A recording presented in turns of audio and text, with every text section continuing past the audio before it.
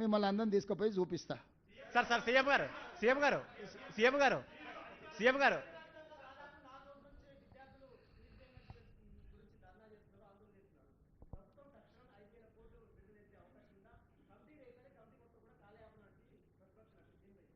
నేనేమనను, వాళ్ళు వడ్డించిందే ఈ అప్పు, ఇది మేం చేసింది కాదు. 2014 నుంచి ఇప్పటి వరకు చదువుకున్న విద్యార్థులు ఎవరు, ఫీజు రియంబర్స్మెంట్ పొందిన సంస్థలు ఎవరు, ఈరోజు ఎవరెవరికి బకాయి ఉంది, ఒక ఏదైనా సిట్ ఏర్పాటు చేసి విచారణ చేద్దాం. 2014-15 చంద్రశేఖరరావు గారు అసెంబ్లీలో మాట్లాడి ఒక విజిలెన్స్ అండ్ ఎన్ఫోర్స్మెంట్ను అపాయింట్ చేసి నివేదిక ఇచ్చిండ్రు. ఆ నివేదికను ఎందుకు తొక్కిపెట్టారు చర్యలు తీసుకోకుండా? దాని మీద కూడా చర్యలు తీసుకుందాము.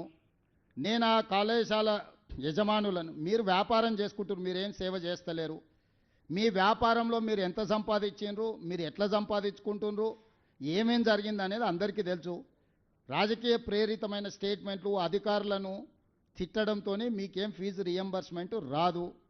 ప్రభుత్వానికి ఉన్న అప్పుల్లో 35 సంవత్సరాలు ప్రభుత్వంలో సేవలు అందించిన అధికారులకు కూడా వాళ్ళ రిటైర్మెంట్ బెనిఫిట్స్ను విడతల వారికి ఇస్తున్నాము.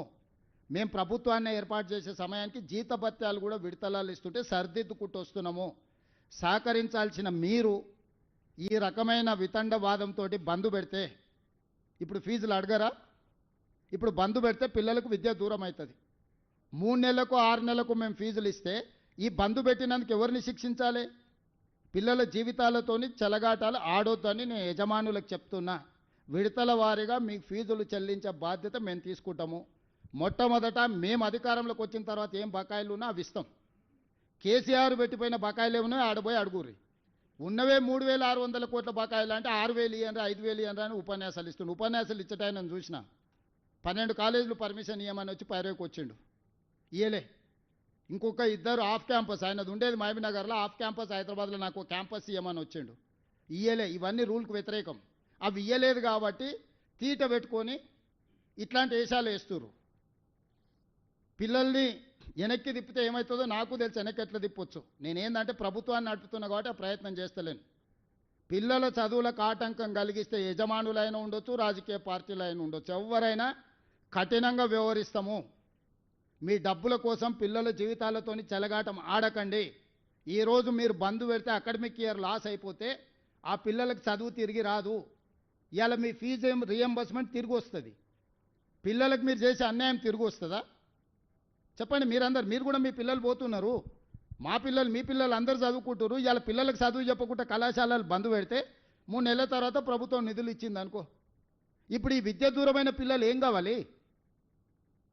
చెప్పండి. ఫేస్ రికగ్నేషన్ పెట్టిన పిల్లలకు టీచర్లకు తప్ప, ల్యాబ్లు ఉన్నాయా లేవా పరిశీలించమని చెప్పిన తప్ప, టీచర్లు ఉన్నరా లేరా చదువు చెప్పేటోళ్ళు ఉన్నారా లేరా చూడండి అని చెప్పిన తప్ప, భవనాలు ఉన్నాయా లేవా చూడండి అని చెప్పిన తప్ప, పరిశీలించడానికి వెళ్తున్నాం మేము. ఎవరి మీద కేసులు కట్టలేదు, పరిశీలనకే రాని మేము తాళాలు వేసుకొని పోతామంటే ఏ రకమైన వ్యవహార శైలితో ఉన్నారు మీరు చెప్పండి. మీరే పిల్లల తల్లిదండ్రులు, మీ పిల్లల కోసమే కదా ఈరోజు నాణ్యమైన విద్య అందించడానికి ఫీజు రియంబర్స్మెంట్ ఇస్తున్నాం. మీరు విద్యనే అందించం బంద్ పెడతామని అంటే ఇంకా మీతో చర్చించడానికి ఏముంది? విడతల వారీగా నిధులు విడుదల చేస్తాం. సార్ సీఎం సార్, నిధులకి ఇబ్బంది లేదు. ఉన్న పరిస్థితుల్లో అన్నిటినీ సమన్వయం చేసుకుంటాం. వెల్ఫేర్ హాస్టల్స్ ఉన్నాయి, ఎడ్యుకేషన్ ఇన్స్టిట్యూట్స్ ఉన్నాయి. ఈరోజు అందరినీ సమన్వయం చేసుకోవాలి. ఒక్క కాలేజీ యజమానులే కాదు, ప్రభుత్వ ఉద్యోగులు ఉన్నారు, రిటైర్డ్ అయిన ఉద్యోగులు ఉన్నారు, పెన్షనర్స్ ఉన్నారు, అగ్రికల్చర్ ఫార్మర్స్ ఉన్నారు, ఉమెన్ ఉన్నారు, మీడియా మిత్రులు ఉన్నారు. ఢిల్లీకి పోతే మీ వాళ్ళు మాకు సార్ రాజీవ్ ఆరోగ్యశ్రీ ఢిల్లీలో ఇంప్లిమెంట్ అవుతలేదు, మీరు ఏదో ఒకటి చేయాలని అడిగినారు. ఏదో ప్రయత్నం చేస్తున్నాము. ఏదో ఈ సమస్యలు కొత్తగా రేవంత్ రెడ్డి వచ్చినాకనే పుట్టుకొచ్చినాయి. ఈ సమస్యలకు మొత్తం రేవంత్ రెడ్డి కారణం అన్నట్టు మీరు ఏ రాజకీయ పార్టీలతో అంటగాగుతారు, మీ వెనకాల ఎవరుండో తెలుసుకోలేనంత నిద్రావస్థలు ఉన్నామా మేము? మాట్లాడుతున్న 3-4 పేర్లు తీయండి, వాళ్ళు ఏమేమి అడిగినో గవర్నమెంట్ను చూడండి. అవి ఇయ్యనందుకే కదా మీరు ఇవన్నీ చేస్తున్నది. బ్లాక్మెయిల్ చేస్తుర్రా గవర్నమెంట్ను? మీ కాలేజీలో ఏమున్నది ఏం లేదు, మీరు ఎట్లా తీసుకుంటారో, ఎన్ని షిఫ్టింగ్ అడిగిండో వాళ్ళ నాయకుడు అయినట్టు ఆయన ఎన్ని కాలేజీలు షిఫ్టింగ్ అడిగిండు, మూతబడ్డ కాలేజీలకు ఎన్నిటికి పర్మిషన్ అడిగిండు. ఇవ్వకపోతే ఈరోజు దాన్ని అడ్డం పెట్టుకొని ఎవరెవరు ఆఫ్ క్యాంపస్లు అడిగినారు, ఎవరెవరు కొత్త కాలేజీలు అడిగారు, ఎవరెవరు ఏం అడిగినారో నా దగ్గర లిస్ట్ ఉంది. ఈ తమాషాలన్నీ పనికిరావు. వాళ్ళు ఏదో అనుకుంటారు పిల్లల్ని రెచ్చగొడతామని. నేను సంఘాలకు కూడా విజ్ఞప్తి చేస్తున్నా, దయచేసి మన పిల్లలే వాళ్ళు స్కూళ్ళు కాలేజీలు బంద్ పెట్టి ఏదో చేస్తాం అనుకుంటే మాత్రం అది పిల్లలకు అన్యాయం జరుగుద్ది. ప్రభుత్వం దగ్గర నిధులు ముందల పెడతాం. ప్రతి నెల నాకు 18,500 కోట్ల రూపాయల ఆదాయం ఉంది. దీంట్లో జీతభత్యాలు ఏమి ఇవ్వాలి, వెల్ఫేర్ ఏం చేయాలి, డెవలప్మెంట్ ఏం చేయాలి, వాళ్ళనే వచ్చి కూర్చొని చేయమని చెప్తున్నా. నేను మీకు కూడా కమిటీలు వేస్తా. 18,000 నుంచి 18,500 కోట్ల కంటే ప్రతి నెల రాష్ట్ర ప్రభుత్వానికి ఆదాయం లేదు. 6,500 కోట్ల రూపాయలు ప్రభుత్వ ఉద్యోగులకు జీతాలు పెన్షన్లు ఇవ్వడానికి పోతున్నాయి. 6,500 నుంచి 7,000 కోట్ల రూపాయలు చంద్రశేఖరరావు గారు చేసిన అప్పులకు అసలుకు మిత్తికి రిజర్వ్ బ్యాంక్ అట్నుంచి అటే పోతుంది. నన్ను అడగను కూడా అడగరు, ఆటోమేటిక్గా పోద్ది. 13,000 కోట్ల యావరేజ్గా పక్కా ఖర్చు. ఇక మిగిలిందే 5,500 కోట్ల రూపాయలు. 5,500 కోట్ల రైతు రుణమాఫీ ఏం చేయాలి, రైతు భరోసా ఏమి ఇవ్వాలి, ఆర్టీసీ బస్ ఏమి ఇవ్వాలి, షాదీ ముబారక్ ఏమి ఇవ్వాలి, కళ్యాణ లక్ష్మి ఏమి ఇవ్వాలి, పెండింగ్ ప్రాజెక్టులను ఏం కట్టాలి, రిటైర్మెంట్ ఉద్యోగస్తులకు పెన్షన్స్ లేకపోతే వాళ్ళ రిటైర్మెంట్ బెనిఫిట్స్ ఏమి ఇవ్వాలి, పిల్లల ఫీజు రియంబర్స్మెంట్ ఏమి ఇవ్వాలి, సీఎం రిలీఫ్ ఫండ్ ఏమి ఇవ్వాలి, ఏమి ఇవ్వాలి. ఉన్నదే 5,500. దాని మీదనే సాము చేస్తున్నాము, నిత్యం తల బద్దలు కొట్టుకుంటున్నాము. సహకరించాల్సింది పోయి ఆదాయం ఉంటే మేము ఆపుకుంటున్నాం. వాళ్ళనే కమిటీ ఏమనుంది, వాళ్ళ చేతికే చిట్టి అప్పచెప్తారు. రేపు 3 నెలలు, డిసెంబరు, జనవరి, ఫిబ్రవరి, మార్చి 4 నెలల ప్రణాళిక వాళ్ళనే ఏమన్నారు. మొత్తం ఆదాయం వాళ్ళకి అప్పచెప్తాం. గల్లపేట కాడ వాళ్ళనే కూర్చోబెడతాం. కాలేజీలో చదువులు చెప్పేటోళ్ళు మేనేజ్మెంట్లు తెలిసిన వాళ్ళే కదా, వాళ్ళ వెనకాల ఉన్నోళ్ళు వాళ్ళు కూర్చొని 18,000 నుంచి 18,500 కోట్లు ఏదైతే మనకు ఆదాయం వస్తుందో దేనికి ఖర్చు పెట్టాలని చెప్పండి. జీతాలు ఆపాలనా, బ్యాంకు మిత్తులైతే మనం ఆపినా ఆగదు. రైతు భరోసా ఆపాలనా, షాదీ ముబారక్ ఆపాలనా, కళ్యాణ లక్ష్మి ఆపాలనా, రాజీవ్ ఆరోగ్యశ్రీ ఆపాలి, ఏం ఆపాలనో చెప్పమని వాళ్ళే చెప్పమన్నారు. ఏది ఆపితే ఏది ఇవ్వాలి. ఎస్సీ ఎస్టీ బీసీ మైనారిటీ పిల్లలకు వెల్ఫేర్ హాస్టళ్లలో భోజనం డబ్బులు ఆపాలనా, ఏం ఆపాలి. మీరు ఎన్ని డొనేషన్లు తీసుకుంటున్నారు, మీ పిల్లలు చదువుకుంటున్నారు ఇంజనీరింగ్ కాలేజీలలో, మెడికల్ కాలేజీలు ఎంత డొనేషన్ తీసుకుంటారు మీకు తెలియదా? మీ ఈడున్నోళ్ళు సాక్షి కాదా? ఎట్లా వసూలు చేస్తారో వచ్చే సంవత్సరం డొనేషన్లు అది కూడా చూస్తా. ఏసాలు వేసిరంటే కుదరదు. ఎవడెవడు ఏ సీట్కి ఎన్ని డొనేషన్లు తీసుకుంటారో మీరు చట్టం మాట్లాడుతున్నారు కదా, నేను కూడా అన్ని చట్టాన్ని అమలు చేస్తాను. పక్కడ్బందీకి ఇద్దరం కలిసి తారీఖు పెట్టుకొని మేము ఇద్దరం కలిసి చట్టాన్ని పక్కడ్బందీగా అమలు చేద్దాం. రండి, ముందరికి రండి. మిమ్మల్నే వేస్తాను, నేను ఉండను. మీరే మీ జర్నలిస్టులు, సీనియర్ జర్నలిస్టులు ఉన్నారు కదా, మిమ్మల్నే ఒక కమిటీ వేస్తా. Will implement everything. మరి ప్రభుత్వ ఉద్యోగస్తులకు ఒక నెల జీతం ఆపుదామంటే ఆపుదాం. 6,000 వస్తే మొత్తం వీళ్ళ పైసలని ఇచ్చేద్దాం. ఓ నెల జీతం మరి ప్రభుత్వ ఉద్యోగులకు ఆపుదామంటే చెప్పండి.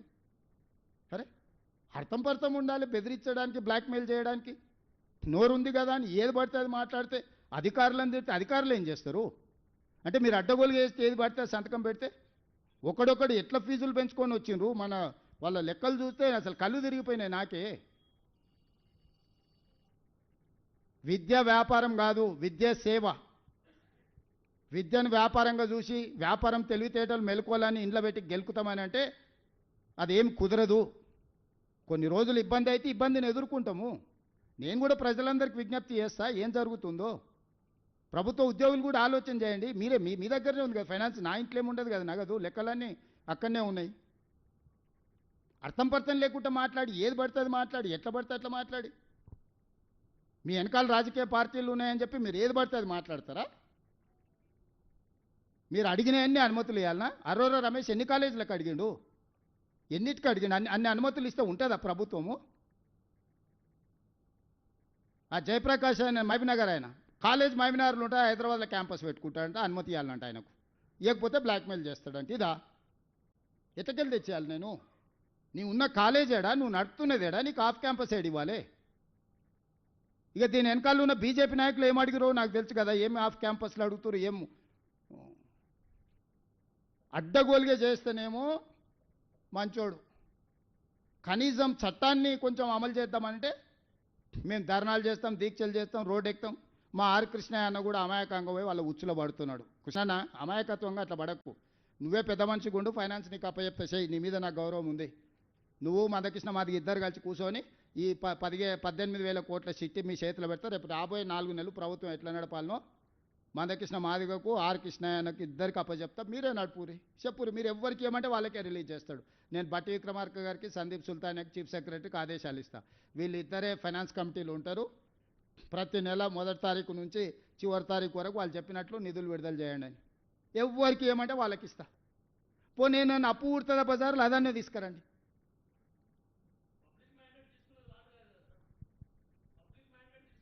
అవునా, 3 లక్షల కోట్ల అప్పు ఉందంటే మ్యాండేట్ తీసుకొని చెప్పినాం. 8 లక్షల కోట్లు అయింది. సూరజ్, నువ్వు కూడా అందులో భాగస్వామివి. ఇక నువ్వు కూడా ఇట్లా ప్రశ్నిస్తే ఎట్లా? ఎవరన్నా ప్రశ్నిస్తే అర్థం ఉంది కానీ. Sir sir sir sir sir CM sir Pramod,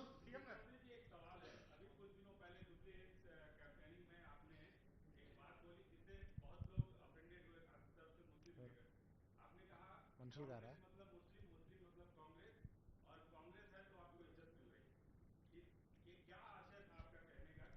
Pramod ji, आप जो बोल रहे हैं वो गलत है.